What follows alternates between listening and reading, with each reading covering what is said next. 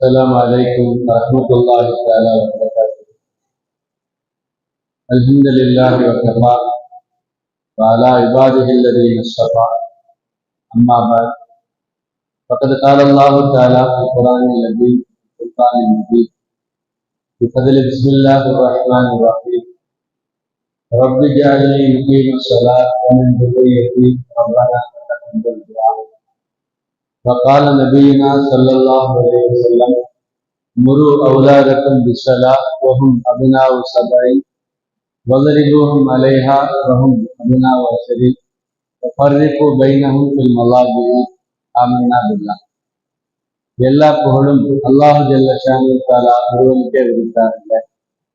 கண்ணியத்திற்குரியவர்களே, ஒரு 7000 ஆண்டுகளுக்கு முன்னால் வாழ்ந்த மனிதர் நபி இப்ராஹிம் அலைஹிஸ்ஸலாம்.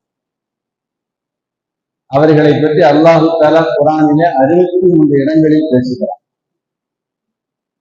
நீங்களும் நானும் ஒரு மனிதரை பற்றி ஒரு முறை பேசுறோம், திரும்ப பேசுறோம், இருக்கிற என்னங்க கேட்பாரு, அவரை பத்தி திரும்ப திரும்ப பேசிக்கிட்டே இருக்காப்பான்னு கேட்பாங்களா இல்லையா?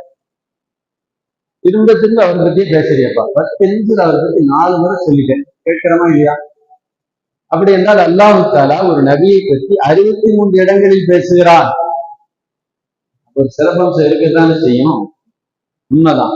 இப்ராஹிம் அலைஹிஸ்ஸலாம் ஒரு நபியாக, அபுல் அம்பியா, நபிமார்களுக்கெல்லாம் தந்தை. ஏன்னா மனிதர்களுக்கு தந்தை ஆதம் அலைஹிஸ்ஸலாம்.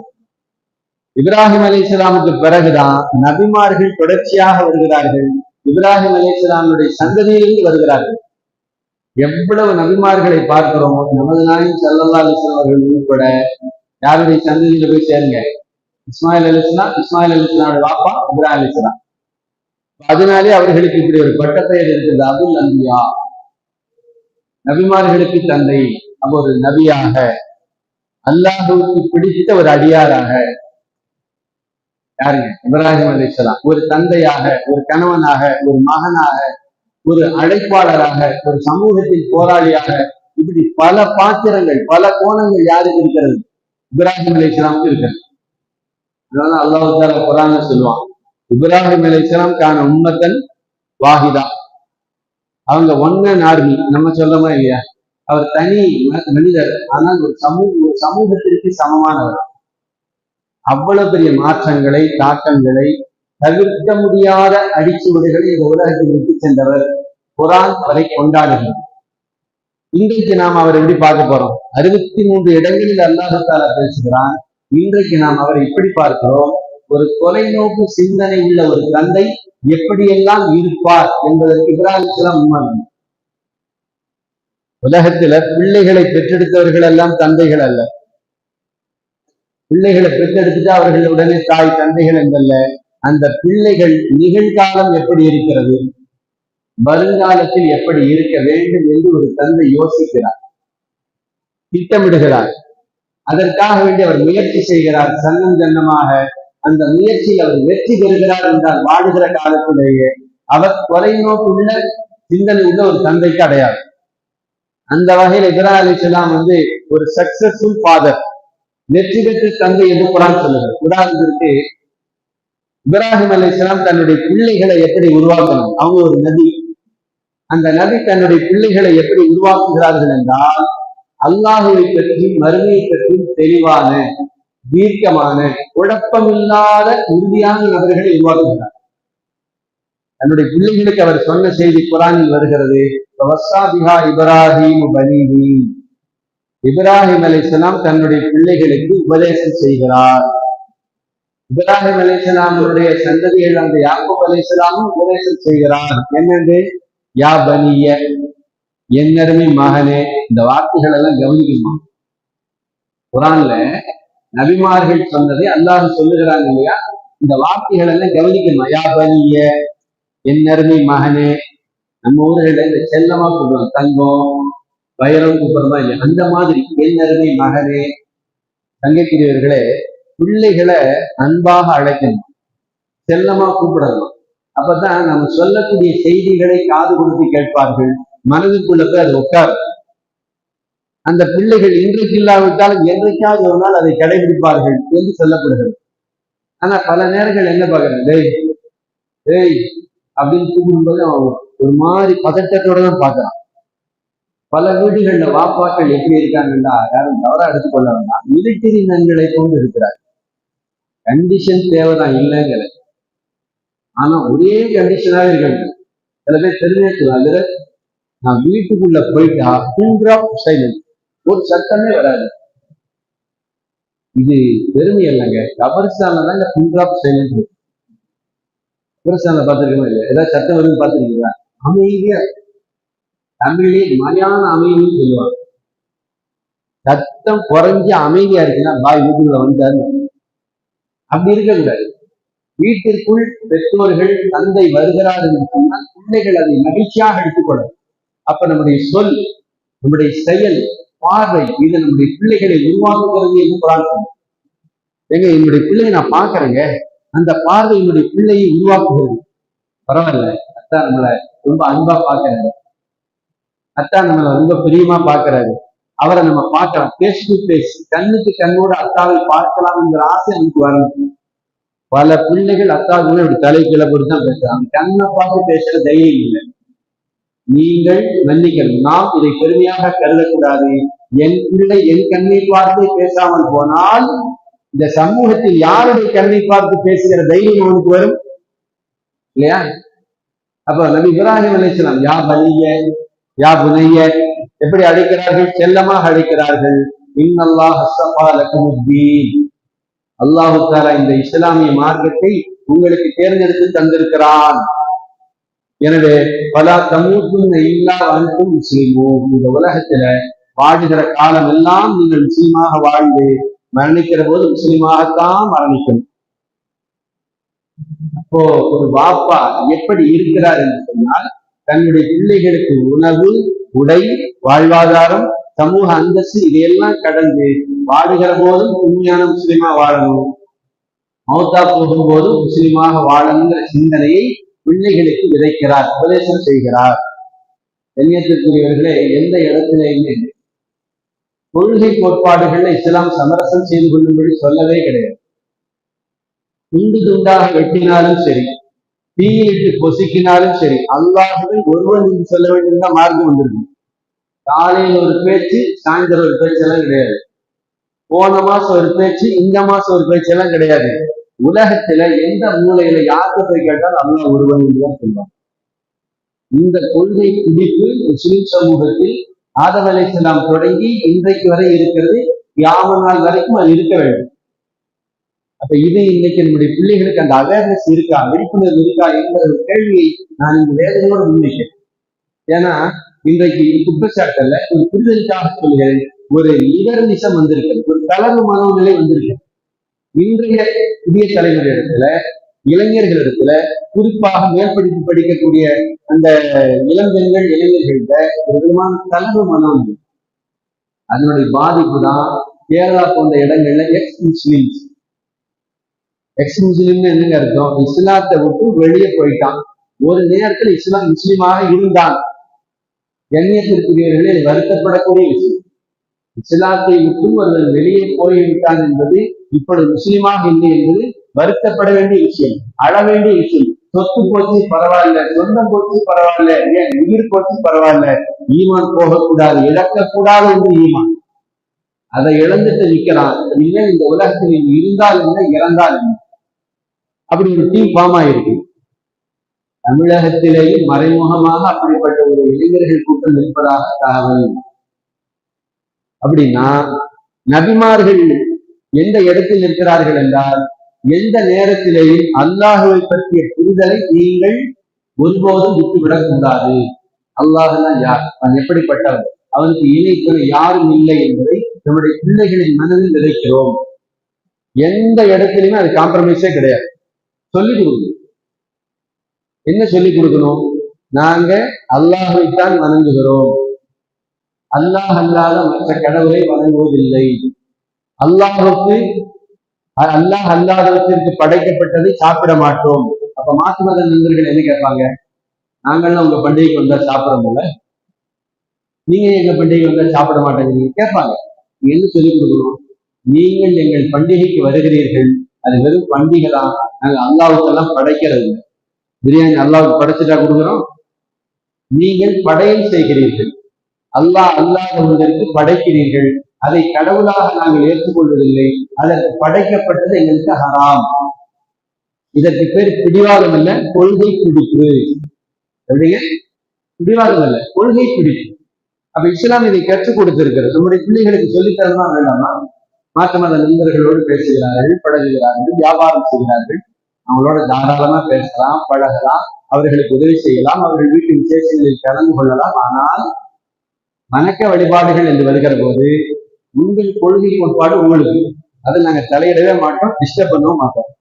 எங்க கொள்கை கோட்பாடுகளை நாங்க சமரசம் செய்து கொள்ள மாட்டோம். அப்படி மீறி நான் சாப்பிட வேண்டும் என்று நீங்கள் ஆசைப்பட்டால் படையல் வைக்காம கொண்டாந்து கொடுங்கன்னு சொல்லணும். லுக்மானுல் ஹக்கீம் தன்னுடைய மகனுக்கு சொல்லுகிறார், யா புனை லா துஷ்ரிக் பில்லாஹ், அல்லாஹுக்கு இணை வைக்காதே. இன்ன ஷிர்கல ஸுல்முன் அஸீம். 10 வயசு பிள்ளைக்கு லுக்மானுல் ஹக்கீம் தன்னுடைய மகனுக்கு சொல்லுகிறார், அல்லாஹுக்கு இணை கற்பிப்பது உலகத்தின் மிகப்பெரிய பாவம். இந்த கொள்கையை புரிதல் நமக்கு இருக்கிறதா? இன்னைக்கு கொஞ்சம் ஓவரா போச்சு. இப்ப நம்ம இளைஞர்களை பற்றி சிறுக்குன்னா என்னண்டா, நின்னா சிரிக்கு, உக்காந்தா சிரிக்கு, ஓடுனா சிரிக்கு, தொப்பி போட்டா சிரிக்கு, கட்டினா சிரிக்கு, அப்படியே இருக்குன்னா என்னன்னாங்க, அல்லாஹுவை போல ஒரு பொருள் இருக்குன்னு சொல்லணும். இதுவும் அல்லாஹ், இதுவும் அல்லாஹ், இப்படி சொன்னா சிரிக்கு. அல்லது அல்லாஹுடைய தன்மைகள் ஒரு பொருளுக்கோ ஒரு நபருக்கோ இருக்கிறதுன்னு சொன்னா சிரிக்கு. மீண்டும் சொல்லுகிறது, இதுவும் அல்லாஹ், அல்லாஹை போல் இருக்கிறது என்று சொன்னால் சிரிக்கு.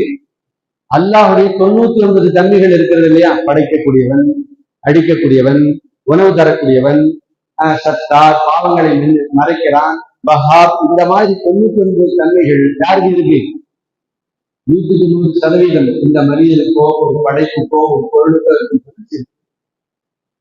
அப்படின்னு சொன்னா இஸ்லாமிய மார்க்கத்தை பொறுத்த வரைக்கும் அன்றைக்கும் சரி இன்றைக்கும் சரி எந்த இடத்திலேயுமே காம்ப்ரமைஸே இல்லாத ஒன்று சிரிப்பு, தங்கைக்குரியவர்களே.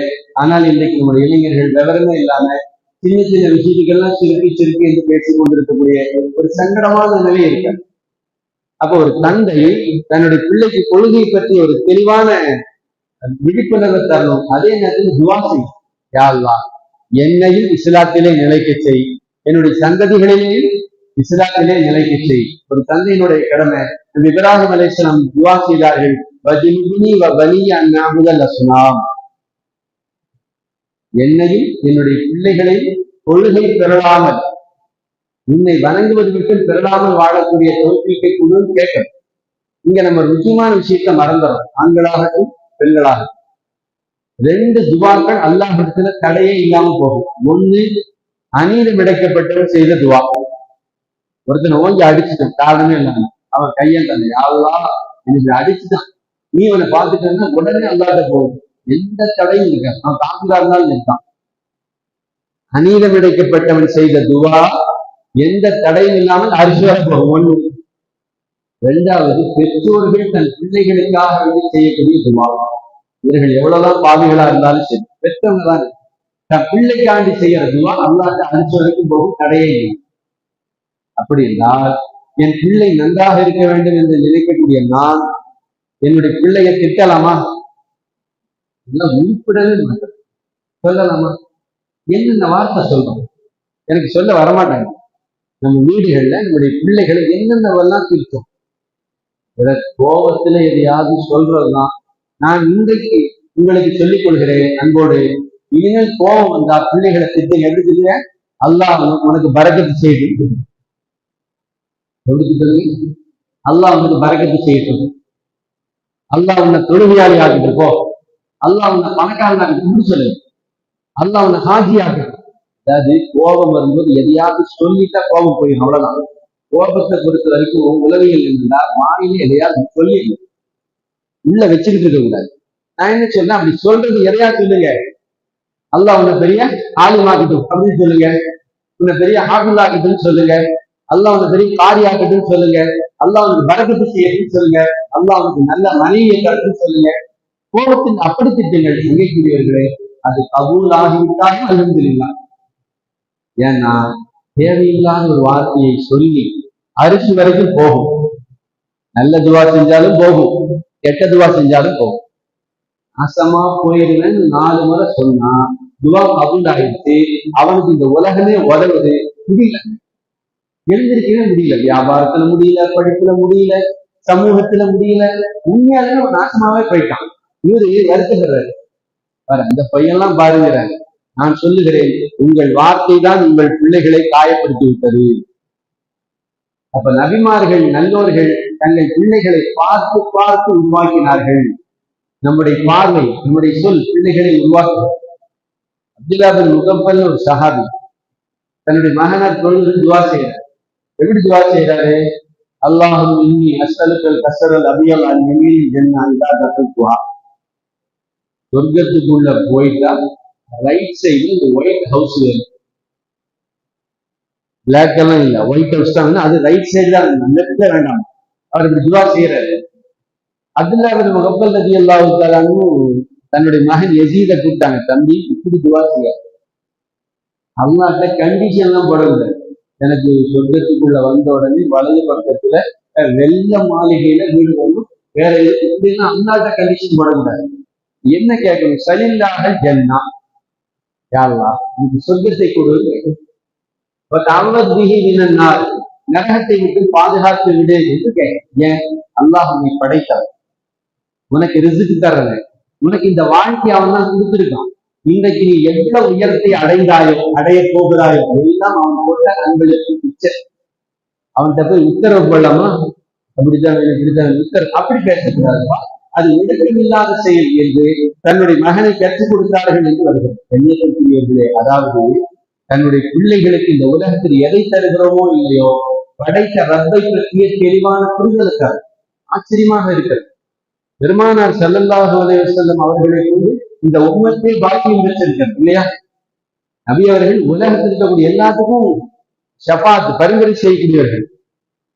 அவர்கள் தன்னுடைய மகள் பாத்திமா ரலியல்லாஹு தஆலா அன்ஹாவை கூப்பிட்டு, யா பாத்திமா பின்த் முஹம்மத் அன்திதி நஃப்ஸகி மினன் நார், நரக நெருப்பிலிருந்து உன்னை பாதுகாத்துக் கொள்.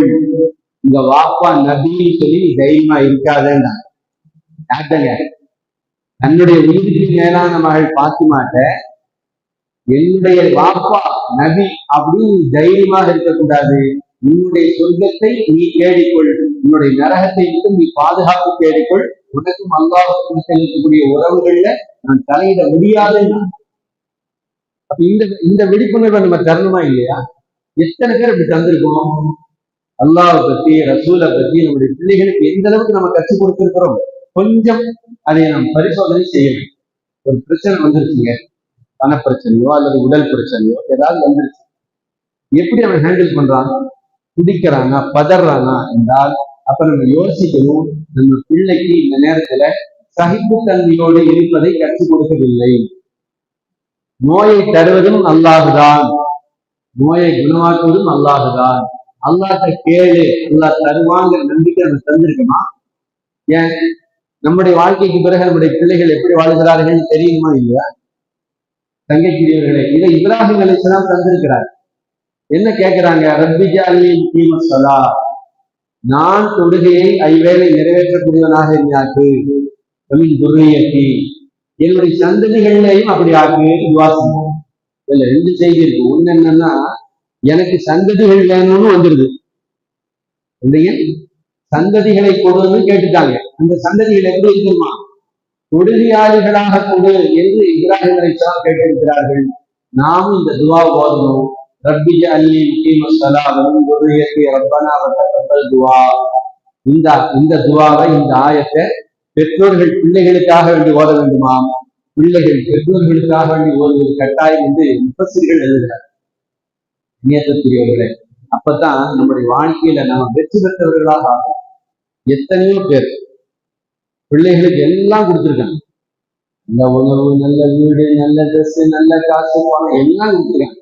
அத்தா மூத்தா போன பிறகு அவர்களுக்கு என்ன செய்வதென்றே தெரியல. யார்கிட்ட என்ன பணம் கொடுத்துருக்காங்க, அல்லது பணம் கொடுத்தது எப்படி வாங்குறது, அல்லது வியாபாரத்தை எப்படி செயல்படுத்துவது, அல்ல அத்தா ஜனாசா விழுந்துருச்சு, ஜனாசாவை என்ன பண்றது, எப்படி படுக்க வைக்கிறது தெரியல, யாரை கூப்பிடுறது தெரியல. எதுவுமே தெரியாமல் உலகத்தில் அவர்கள் இருக்கிறார்கள். மார்க்க விஷயத்தில் துல்லியமாக இருக்கிறார்கள் என்றால் நாம் வெற்றி பெற்றவர்களா? இப்ராஹிம் அலைஹிஸ்ஸலாம் எப்படிப்பட்ட பிள்ளைகளை உருவாக்குனாங்கன்னா நீங்க கேள்விப்பட்டிருக்கீங்க. இஸ்மாயில் அலைஹிஸ்ஸலாம் அவர்களே குர்பானி கொடுக்க போறேன்னு சொல்றாரு. நம்ம பக்ரீத்துல எல்லாம் கேட்கிறோமா இல்லையா? எப்பா உன்னை நான் கனவுல பார்த்தேன், குர்பானி கொடுக்குற மாதிரி கனவு பார்த்தேன், நீ என்னப்பா நினைக்கிறேன்னா? இப்ராஹிம் அலைஹிஸ்ஸலாம் பார்த்தது வஹி, கனவில் பார்த்தது அல்லாஹ் அவர்களுக்கு தந்த உத்தரவு. என்ன சொல்லியிருக்கலாம்? இவர் அல்லாஹ்வுடைய உத்தரவு, உன்னை அறுக்கணும், வா கழுத்தை காட்டு, என்ன மிரட்டி இருக்கலாம், அதட்டி இருக்கலாம். அப்படியெல்லாம் கேட்கல. என்ன கேட்டாங்க தெரியுமா? மகனே, கனவில் நான் இப்படி பார்த்தேன், உன்னை குர்பானி கொடுக்கும்படி பார்த்தேன், பங்குர் மாதா தரா, நீ என்னமா நினைக்கிறேன்னு கேட்டான். தன்னுடைய பிள்ளையிடத்துல அல்லாஹ்வுடைய உத்தரவை சொல்லுகிறார்கள், ரொம்ப அன்போடு சொல்லுகிறார்கள், ஆலோசனை கேட்கிறார்கள். ஏங்க? ஏனென்றால் நான் மாத்திரம் என்னுடைய ரப்புக்கு நல்லடியானாக இருந்தா பத்தாது, என் பிள்ளைகளுடைய உள்ளமும் அல்லாஹின் பக்கம் திரும்பணும். நான் மட்டும் என்னுடைய ரப்பு சொன்ன உடனே கேட்கக்கூடிய நிலையில இருந்தா பத்தாது, என்னுடைய பிள்ளையும் அல்லாஹ் சொன்னா கேட்கக்கூடிய அந்த பக்குவம் வரணும். அப்போ மனதளவில் அவன் ஒரு விஷயத்தில் பிரியத்தோடு ஈடுபடணும். எனவே ஆலோசனை கேட்கிறார். இப்ப அவர் என்ன சொன்னாரு? இஸ்மாயில் அலைஹிஸ்ஸலாம், யா அபத்திகள் மாற்றம், உங்களுக்கு என்ன கனவில் சொல்லப்பட்டுச்சோ அப்படி செய்யுங்க. நான் சொல்லுகிறேன், இங்கே இப்ராஹிம் அலைஹிஸ்ஸலாம் வெற்றி பெற்று விட்டார். தான் பிரியப்பட்டதை போல ஒரு பிள்ளை உருவாக்கிட்டாங்களா இல்லையா? அல்லாஹுக்கு பிடித்தமான அல்லாஹுக்கு திரும்பக்கூடிய பிள்ளை உருவாக்கி விட்டார்களே. அங்கேயுள்ளவர்களே, நாம் நம்முடைய வாழ்க்கையில அப்படிப்பட்ட ஒரு பெற்றோர்களாக மாற வேண்டும் என்று சொன்னால் யோசிக்கணும்.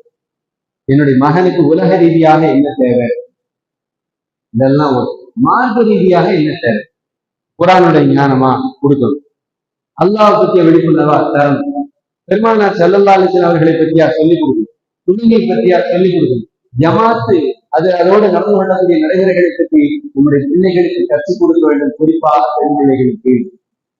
இதுவெல்லாம் குர்ஆனில நமக்கு கற்றுக் கொடுக்கக்கூடிய அழகான வழிமுறைகள். சங்கைக்குரியவர்களே, இன்றைக்கு நிறைய பிள்ளைகள் யாரிடத்தில் எப்படி பேசுவது என்று தெரியாமல் தத்தளித்துக் கொண்டிருக்கிறார். என்ன காரணம்? நாம நம்முடைய பிள்ளைகளுக்கு இந்தந்த விஷயங்களை கற்றுக் கொடுக்க வேண்டிய கடமை இருக்கிறது. நிறைவாக அப்துல்லா பின் மஸ்ஊத் ரலியல்லாஹு அன்ஹு சக்கராத் ஹால்ல இருக்கிறார். அந்த 4 பேர் கேட்டாங்க, எப்பா பெண் பிள்ளைகளை பெற்று வச்சிருக்கேன், ஒன்றும் பணங்காசெல்லாம் சேர்க்காம நீ மூட்டா போறியப்பா, பெண் பிள்ளைகளை பெற்றிருந்தா கொஞ்சம் பணங்காசு இருந்தா நல்லா இருக்குமே, பிள்ளைகளை இப்படி ஏழையா விட்டுட்டு போறீங்களே, வருத்தமா கேட்கிறேன். அப்துல்லா பின் மஸ்ஊத் ரலியல்லாஹு ரொம்ப கான்பிடென்டா, ரொம்ப உறுதியா சொன்னாங்க, நான் அதை பற்றி வருத்தப்படவே இல்லை. என்னுடைய பிள்ளைகள்கிட்ட பெரிய பணங்காசு இல்லாம விட்டுட்டு போறதை நான் வருத்தப்படவே இல்லை. ஏன் தெரியுமா? என்னுடைய பிள்ளைகள் தினசரி மகரிபுக்கு பிறகு வாக்கியா சூறாவை ஓத நான் கற்றுக் கொடுத்திருக்கிறேன். யார் தினசரி சூரத்தில் வாக்கியாவை ஓடுவார்களோ இரவு நேரங்களில், லம் துசிபுஹு பாக்கத்துன் அபதா. யார் சொல்லியிருக்காங்க? நபி ஸல்லல்லாஹு அலைஹி வஸல்லம் சொன்னார்கள், ஒருபோதும் ஏழ்மை வரவே வராது. பெருமானார் ஸல்லல்லாஹு அலைஹி வஸல்லம் சொல்லியிருக்கிறார்கள். அந்த வழக்கத்தை என்னுடைய பிள்ளைகளுக்கு கற்றுக் கொடுத்திருக்கிறேன், எனக்கு எந்த கவலையும் இல்லைன்னா. கண்ணியத்திற்குரியவர்களே, இப்ராஹிம் அலைஹிஸ்ஸலாம் நல்ல தந்தையாக, வெற்றி பெற்ற தந்தையாக மாறியதற்கு காரணம் இந்த உலக வாழ்க்கையில் அல்லாஹ்வோடு இணைவதற்கு, மார்க்க தரிசிகளாக வாழ்வதற்கு, இரையச்சம் உள்ளவர்களாக வாழ்வதற்கு தன்னுடைய பிள்ளைகளை பழக்கினார்கள். நாமும் பழக்கம். ஆங்கிலத்தில் சொல்வார்கள், மீன் பிடித்து தருவதை விட மீன் எப்படி பிடிப்பது என்று கற்றுக் கொடுங்கள். நம்முடைய பிள்ளைகளுக்கு உலகத்தையே தர வேண்டாம், எல்லாத்தையும் தர வேண்டாம். தந்தா அதை எப்படி அவர்கள் பாதுகாப்பார்கள், எப்படி பராமரிப்பார்கள், எப்படி உருவாக்கிக் கொள்வார்களோ அந்த திறமையை கற்றுக் கொடுங்க. வியாபாரம் செய்வதற்கான திறமையை கற்றுக் கொடுங்க. இறைச்சத்தை உண்டாக்கி கொள்வதற்கான வழியை நம்முடைய பிள்ளைகளுக்கு கற்றுக் கொடுக்க வேண்டும். வாழுகிற காலத்திலே நாம் இப்படி நினைக்கணும், என்னுடைய மௌத்துக்கு பிறகு என்னுடைய பிள்ளை நல்ல முறையில வாழ்வான், என்னுடைய மௌத்துக்கு பிறகு என்னுடைய பெண் பிள்ளை நல்ல குடும்ப தலைவியாக இருப்பாள் என்ற நம்பிக்கை ஒவ்வொரு பெற்றோர்களுக்கும் வருகிற போது, கண்ணியத்திற்குரியவர்களை நாம் தொலைநோக்கு சிந்தனை உள்ள தந்தைகளாக மாறிவிட்டோம். எனவே வாழக்கூடிய காலங்கள்ல நம்முடைய பிள்ளைகளோடு பேசுவதும் பழகுவதும் பார்ப்பதும், இக்காலத்திலே வருங்காலத்திலே அவர்களின் வாழ்க்கை அல்லாஹ் ரசூலுக்கு பிடித்ததை போல அவர்கள் எப்படி வாழ்வார்களோ அதை பற்றி உண்டான யோசனை, சிந்தனை, திட்டமிடுதல், முயற்சியில ஈடுபடக்கூடிய நல்ல பெற்றோர்களாக உள்ள நாளில் நம் எல்லோரையும் ஆக்கி புரிவானாக. ஆமீன். வாசல் தேவான அல்ஹம்துலில்லாஹி ரப்பில் ஆலமீன். அஸ்ஸலாமு அலைக்கும் வரஹ்மத்துல்லாஹி தஆலா வபரகாத்துஹு.